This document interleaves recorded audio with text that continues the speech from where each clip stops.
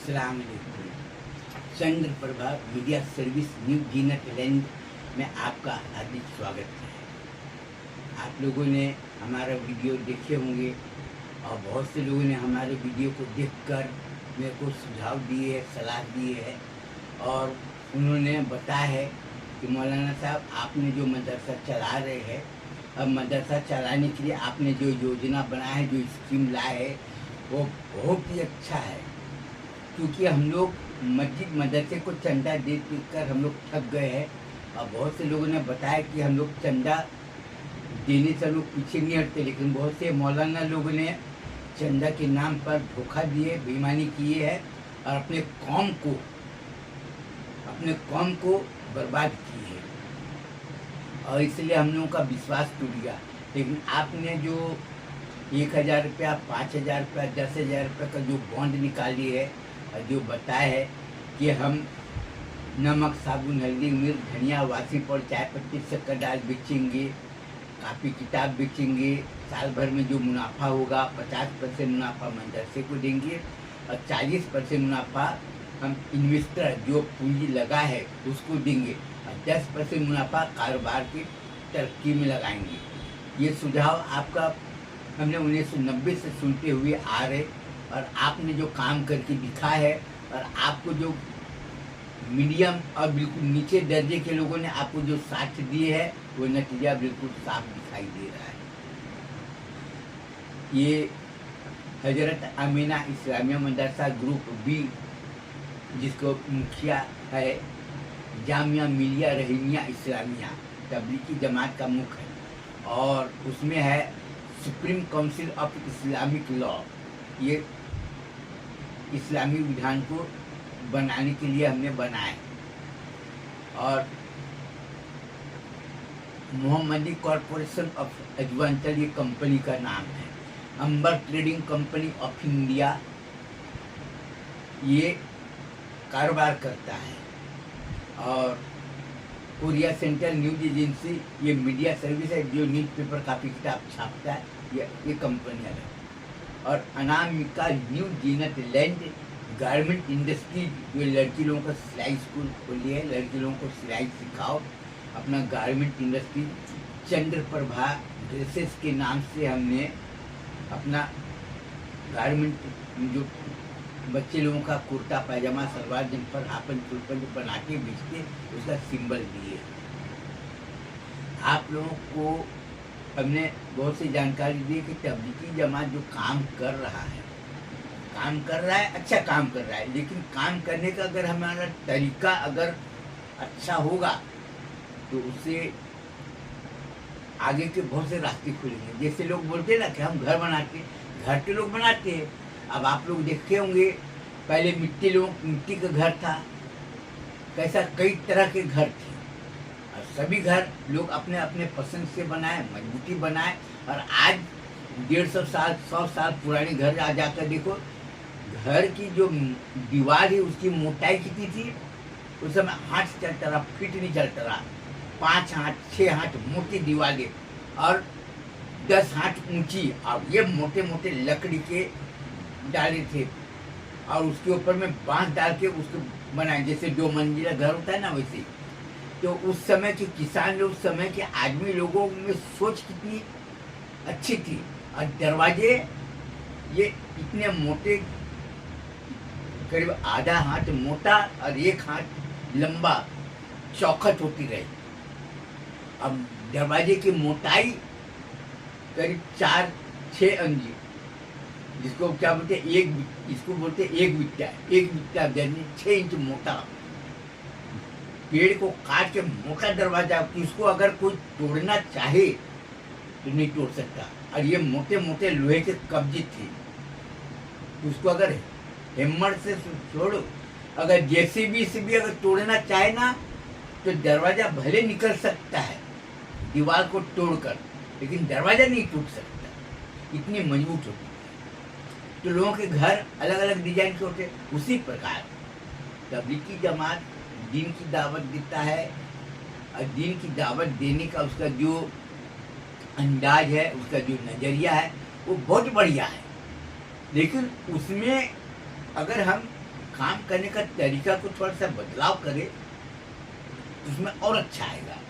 बदलाव करने का कैसा मतलब ऐसा है कि मदरसे में पढ़ने वाले बच्चे को बोलेंगे कि बेटा कुरान शरीफ पढ़ लेगा, उनको 1000 रुपया मिलेगा मदरसे में। तो बच्चे को कुरान शरीफ पढ़ने में क्या होगा, उत्साह बढ़ेगा। बच्चे लोगों में क्या होता है, किसी चीज़ को अगर बोले नजराना, रिश्वत अलग चीज़ होता है और लालच अलग चीज़ होता है। लालच, रिश्वत ये अलग चीज़ और नजराना ये अलग चीज़ होता है।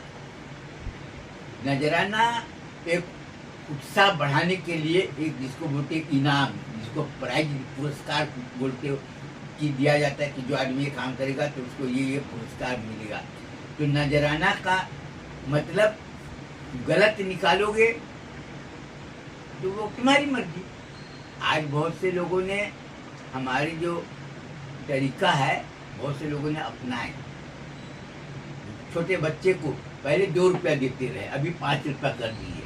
सबसे पहले तो 1 रुपया देते रहे, आज से 30 साल पहले 1 रुपया देते रहे, उसके बाद 2 रुपया कर दिए, आज धीरे धीरे उसको 5 रुपया कर दिए।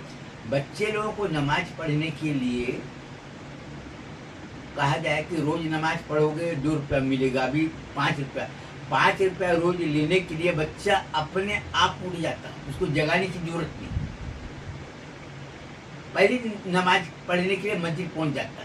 पहले बच्चे को मार कर भेजते थे मस्जिद, जाओ नमाज पढ़ना, नहीं जाता रहा, जाओ करना, नहीं जाता रहा। और अभी बिना बोले 5 वक्त नमाज पढ़ने के लिए जाते। तो औरत लोगों को हमारी योजना समझ में आई और नतीजा ये हुआ कि आज छोटे छोटे बच्चे सब नमाज पढ़ने के लिए जा रहे हैं बिना बोले। हमसे बताए कि ऐसे ऐसा बात है, मेरे को बताया कि मौलाना साहब आएंगे तो देंगे। तो मैं बताया कि तुम लोग नमाज पढ़े, बोला हाँ ठीक है पढ़े। तो तुमने तो वजू बनाया नहीं, बोले नहीं हम तो बिल्कुल झूठ। मेरे को सब पता है। सपने में भगवान शिव शंकर भोलेनाथ आकर मेरे को बताए कि बच्चे लोगों ने नमाज पढ़े ठीक है, लेकिन वजू नहीं बनाए, इसलिए 5 रुपया देना ना नहीं मिलेगा, चलो 3 रुपया मिलेगा।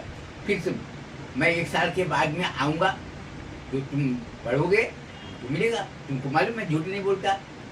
अब बहुत से लोग मेरे को बोले कि मौलाना तुम मदरसा चलाते, मौला यहाँ पर भगवान शिव शंकर भोलेनाथ खा। मैं बोला ये सब तुमको जानने की जरूरत नहीं, मेरे को क्या करना है मेरे को दिखना है। हम क्या कर रहे हैं आप इससे पूछ सकते हो, लेकिन इसके ज़्यादा खोज भी नहीं। तो तोबा मौला तुम तोबा नाउज बिल्ला ये सब तुम अपने बात में बोलो, मेरे से बातचीत करने की जरूरत नहीं। तो दूसरे लोगों ने समझाया कि उससे छत्तीसगढ़ वाले से बातचीत करने की जरूरत नहीं तुमको, जो भी काम कर रहे हैं ना वो भी बिगड़ जाएगा। आज कई हजार बच्चे कुरान शरीफ पढ़ लिए और पैसा वो लोग ने दिए, मैं नहीं दिया, लेकिन नाम मेरा हो रहा है कि चिरी मिरी वाले ने दिए। अरे चिरी मिरी वाले के पास में पैसा कहाँ से आएगा?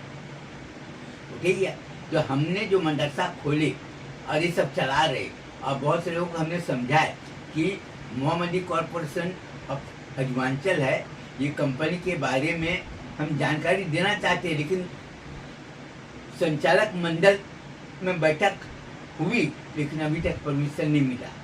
बोला कि मौलाना साहब कंपनी को भारी नुकसान होगा, क्योंकि अभी जो मदरसा आप 40 ब्रांच खोले हो और इसमें 9,500 बच्चे पढ़ रहे हैं मदरसे में, तो ये आपकी मेहनत है। लेकिन आप अगर कंपनी के बारे में पूरी जानकारी, क्योंकि इन्वेस्टर कौन है 90% दूसरे समाज के, मुस्लिम समाज के नहीं। मुस्लिम समाज को हमने बहुत समझाने का कोशिश किया कि हजरत आप लोगों को मदरसे का चंदा देने की बजाय आप 1,000 रुपया 5,000 रुपये का बॉन्ड खरीदो, हम साल भर में जितना मुनाफा देंगे छोटे छोटे इंडस्ट्री। लेकिन मेरी बात को कोई सुनने को तैयार नहीं। तो मैं भी सोचा ज़्यादा ये लोगों के पीछे मेहनत करने के बजाय दूसरे समाज में बच्चों मेहनत कर, सब लोगों को पैसा दिया, अपना कारोबार किए और गांव वाले बच्चे को हमने धीरे धीरे सबको समझाए और सब अपना काम कर रहे हैं। और बहुत से लोगों ने जिद किए, मेरे को बोले कि आप बहुत जिद करते हो और अपने मुस्लिम समाज के लिए बताना चाहता हूँ कि आपको मैं प्रूफ देके जा रहा हूँ। आप आदिलाबाद है ना, वहाँ पर ऐसा मस्जिद है, वहाँ पर एक हजरत है, मैं जाऊँगा ना चिरी मिरी वाला बोलूँगा तो पहचान जाएगा। आदिलाबाद है, और नार नूर, उट नूर, जय नूर, ये है, निर्मल है, निजामाबाद है, और भैंसा है। इधर मैं गया था, लोगों को बताए कि लड़कियों का हम सिलाई करना चाहते हैं, ये कर, सब लोग तैयार हो गए कि तुम काम करो। लेकिन हमारे काम में अड़ंगा डालने वाले कौन? मुस्लिम। बोले कमेटी, मैं बोला कमेटी नहीं रहेगा। बोले ऐसे कि, मैं बोला तुमको पैसा तुमने किसको दिए? कंपनी को दिए, कमेटी को नहीं दिए। कंपनी रहेगा तो काम अच्छा रहेगा और उसमें हर चीज़ की जवाबदारी रहेगी। और तुम पैसा दिए हो तो नेकेड डिवेंचर, बोला कई लोग थे ऐसे चुटिया जैसे बात कर रहे थे। हम कहते, मैं बोला आपको विश्वास नहीं ना, हाँ मत करो। बोला तुमको हम एहतिमाद कैसे कर रहे हैं? मैं बोला तुमको जरूरत नहीं, जब हमारे ऊपर में विश्वास नहीं, यकीन नहीं है तो काय को सब करना। शैतान का काम क्या है? काम में अड़ंगा डालना। और लोगों ने बहुत कोशिश की, लेकिन हमने अपना काम करके रहे।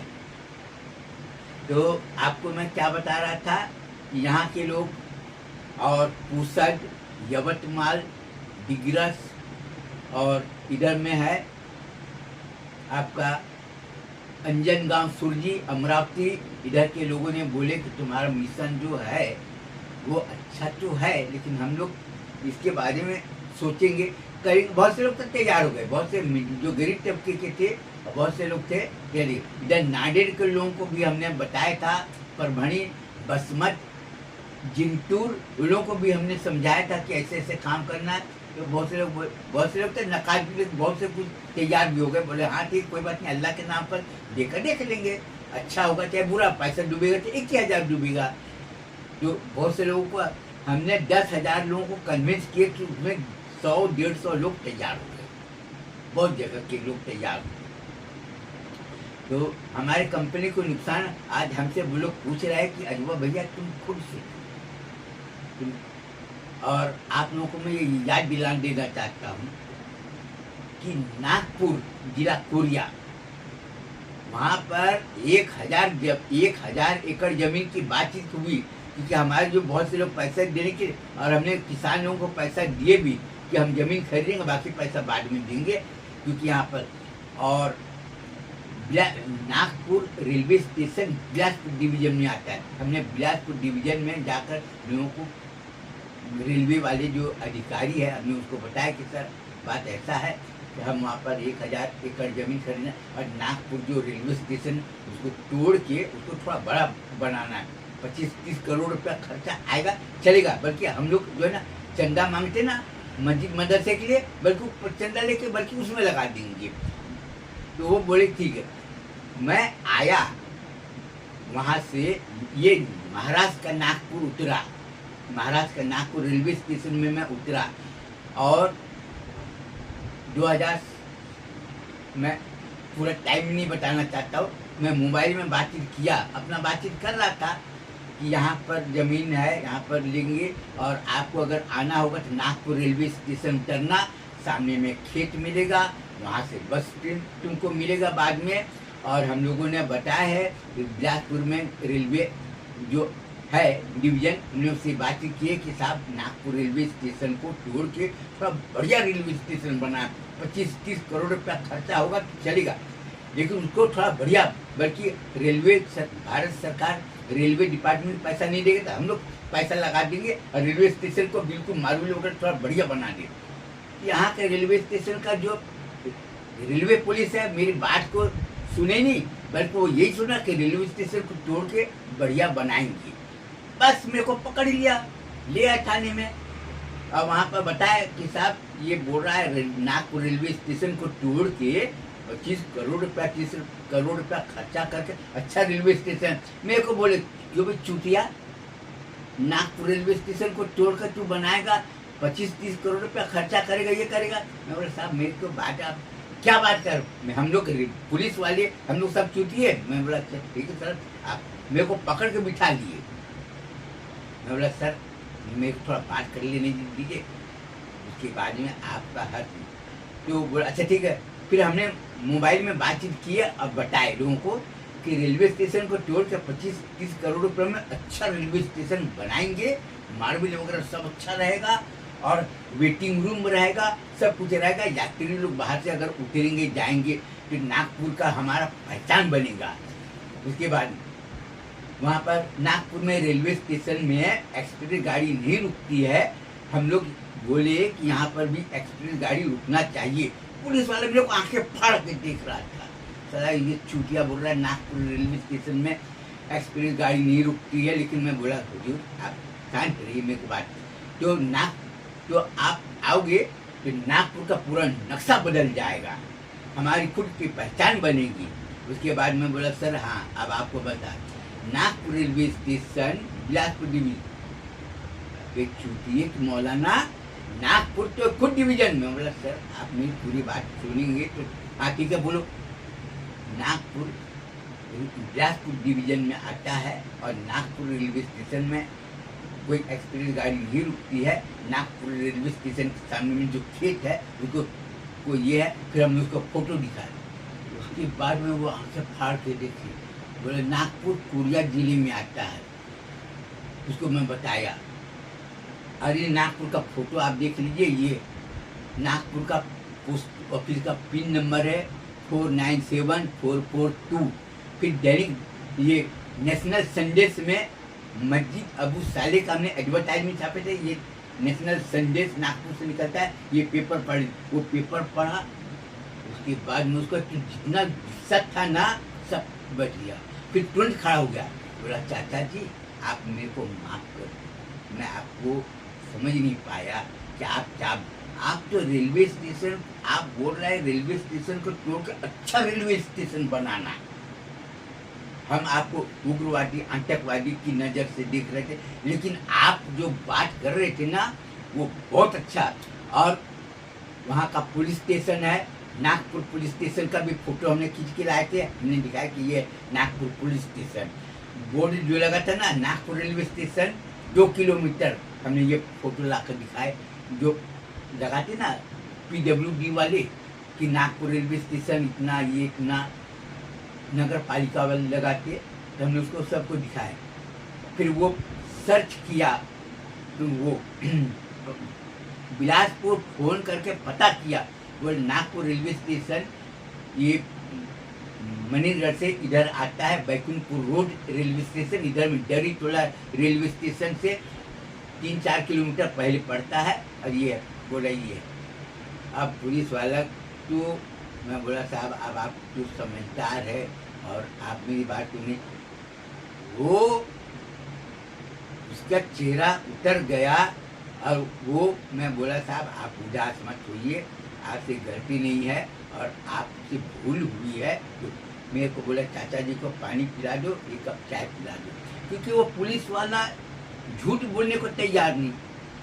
और मेरे को देखकर खड़ा हुआ कि आपने जो बात बोली है वो बहुत ही आप समाज हित के लिए आप बात कर रहे हैं कि हम लड़कियों का सिलाई स्कूल खोलेंगे, 1000 एकड़ जमीन खरीद के वहाँ पर हजारों लोगों को रोजी रोटी मिलेगा, ये मिलेगा। आप बॉन्ड, हमने बॉन्ड दिखाया उसको 1000 रुपया, 5000 रुपया, 10,000 रुपया बोले, बहुत से लोग बोले हम खरीदेंगे।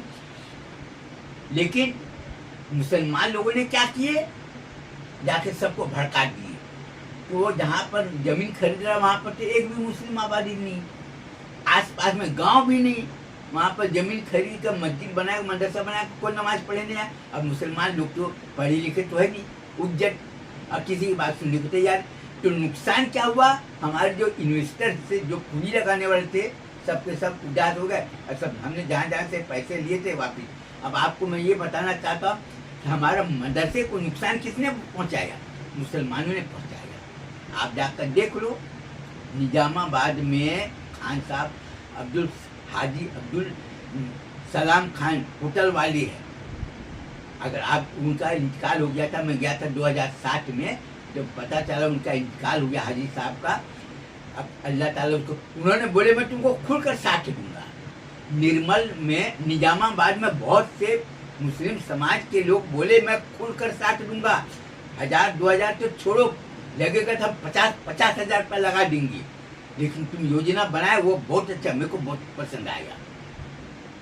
लेकिन जब अमरावती वाले के बहुत से लोगों ने मेरे को बोले पैसा लगा दूंगा चलेगा, उधर अंजनगांव सुरजी वाली, इधर आपको मैं ये बात बता देता, कारंजा कारंजा लाट है, इधर में अमरावती से इधर जाना पड़ता है। वहाँ पर एक ममतानी कच्ची भाई है, उसको भी मैं बताया था। बोला कोई बात नहीं मौलाना, लगा देंगे, चलेगा, जरूरत पड़ेगा तो मैं पूरा सबूत देने के लिए तैयार हूँ।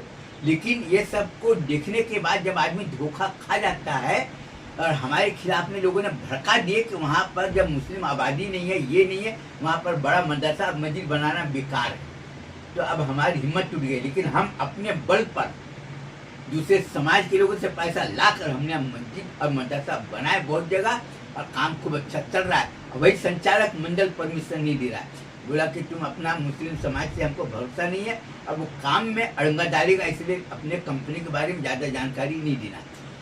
और आपको मैं क्या बता रहा था कि सही काम करने वाला परेशान जरूर हुआ। आज इतना 30 साल हमारा मदरसा चलाते हुए, 35 साल, लेकिन हम पीछे नहीं हटे, जबकि मुसलमानों ने कदम कदम पर हमारे काम में रुकावट डाला है, लेकिन उसका नतीजा आज ये। अब आपको ये बता दूं कि सही काम करने वाला इतना ठोकर खाया, और ठोकर खाने के बाद में आज सब लोग मेरे को बोल रहे कि मौलाना साहब, नांदेड़ वाला एक इकबाल भाई है, वो मस्जिद में मिलते हैं, और वहाँ पर नांदेड़ में भी मदरसे के बारे में हमने बातचीत किए थे कि ऐसा ऐसा, बोला बिल्कुल लगा देंगे, यहाँ पर भी लड़कियों का सिलाई वगैरह करोगे ना तो वो चलेगा, और तुम्हारा मदरसा भी चलेगा। तो हर जगह अभी सब लोग बोले कि मौलाना साहब 20 साल पहले, 25 साल पहले आप मदरसे की चंदा मांगने आप आओ, तुम्हारी बात को हमने अपनी आँख से देखा, तुमने मेहनत करके, तुम्हारे कई मदरसे को हमने जाकर देखा, काम खूब बढ़िया चल रहा है। तुमको लोग ज़कात फितरा दे रहे थे, तुमने ठोकर मार दी, और तुम अपने मेहनत से सब लोगों की आंखें खुल गई। तो ये मैं बोलना चाहूँगा मदरसे में पढ़ने वाले बच्चे को कि कम दिमाग ज़्यादा खतरनाक, जिसको बोलते हैं ना, अध गगरी छलकत जाए, भरी गगरिया चुप पे जाए। जो आधा घड़ा पानी रहता है ना तो बहुत उछलता है, और जो पूरा घड़ा पानी भरा रहता है ना उसमें पता ही नहीं चलता पानी है कि नहीं, वही हाल। तो सबसे ज़्यादा खतरनाक है अशिक्षित आदमी। अशिक्षित खतरनाक होता है, लेकिन जो समझदार आदमी होता है वो खतरनाक नहीं होता। और आज हमारी कौम में पढ़े लिखे लोग हमारा सबसे बड़ा दुश्मन, और जो अनपढ़ लोग हैं वो एक ही बार बोलते हैं अल्लाह के नाम पर हमने दे दिया, मिलेगा तो ठीक है, नहीं मिलेगा तो जाने दो। तो आज आपको हम ये बता रहे हैं कि हमने जो मदरसा बनाने का योजना बनाया, आज लोग समझने के बाद में आज लोग आंसू रो रहे, और लोग ये बोल रहे कि हमने तुम्हारी बात को नहीं सुनी। उसका नतीजा ये है कि आज हमारी कौम की हालत बद से बदतर हो गई है, और इसके जिम्मेदार कौन है? मौलाना लोग। मौलाना लोग हमेशा जमात में जाएंगे, जलसा करेंगे, ये करेंगे, लेकिन कोई मौलाना ये नहीं बताया कि तुम लोग पूंजी 1000 रुपया, 5000 रुपया, 10,000 रुपया बॉन्ड बेच कर पैसा जमा करो और छोटे छोटे इंडस्ट्री डालो और अपने कौम के लोगों को रोजी रोटी से जोड़ो। ये योजना किसी मौलाना ने नहीं बनाया। तो हम तो बोलना तो बहुत कुछ चाहते हैं, लेकिन हम अभी थोड़ा टाइम है, इसलिए थोड़ा सा मैं जल्दी में हूँ। बहुत से लोग बोले कि आप कभी की जमात वालों के बारे में आप बयान के, मैं बयान करना चाहता हूँ, लेकिन हमारे बयान करने से मुनाफा कम और नुकसान ज़्यादा होता है। इसलिए मेरे को सभी हमारे पार्टनर लोग बताए कि तुम अपना काम सिंपल करो और धीरे धीरे अपना काम करो, क्योंकि तुम जितना ज़्यादा बोलने जाओगे टाइम भी जाएगा और बदनामी भी होगी। तो उससे अच्छा है कि तुम अपना अकेले काम करो, और जो भी काम करे सीधा सीधा करो। अपने मदरसे में पढ़ने वाले बच्चे को यही मैं सलाह देना चाहता हूँ कि लालच में कभी नहीं आना। और तुमको बहुत बड़े बड़े लोग मिलेंगे, हम तुमको ये सहायता करेंगे, ये सहायता करेंगे, उसकी बातों में कभी मत आना, क्योंकि आज मुसलमान के भेष में शैतान तुम्हारे काम में अड़ंगा इसलिए डालना चाहता है कि तुम्हारा उज्जवल भविष्य ना बने, तुम्हारी जिंदगी खुशहाली ना बने, और तुम अच्छे से तुम खा पी ना सको। उसका सोच क्या बना है कि ये हमारी बराबरी ना करे, ये सबके सामने में हाथ गिड़गिड़ाए कि मेरे को जका दो, फितरा दो, हम गरीब आदमी है, ये अपने कौम का भला नहीं चाहता। इसलिए मैं अगला वीडियो मैं अगले कल मैं बनाऊंगा और आपको दूंगा कि जमात वाले ने क्या अच्छा काम किए और जमात वाले को क्या काम करना चाहिए जिससे कि हमारा उज्ज्वल भविष्य बने। तब तक के लिए इजाज़त दीजिए। अस्सलाम वालेकुम।